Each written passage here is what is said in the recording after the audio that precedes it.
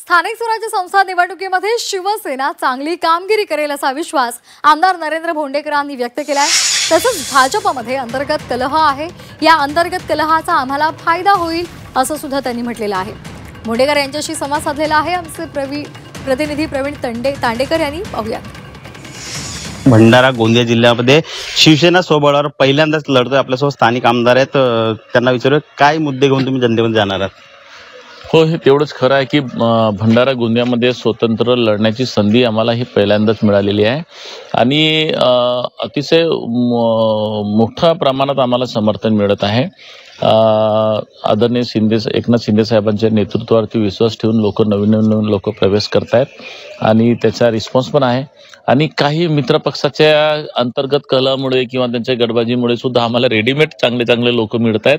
आम्ही आमच्या मित्रपक्षाचे असो किंवा विरोधी पक्षाचे लोक, त्यांचा सगळ्यांचा मी मनापासून आभारच व्यक्त करतो की त्यांच्यामुळे आमची पक्ष आज मोठ्या प्रमाणात उभा झाला आहे।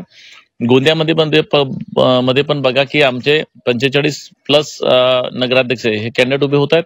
भंडाऱ्यामध्ये सुद्धा होत आहेत, जिथे पवनीमध्ये तो होतच आहे, परंतु तुमसर साकोलीमध्ये आम्ही शून्य होतो, तिथे आज आमचे पूर्णचे पूर्ण कॅन्डिडेट उभे होत आहेत।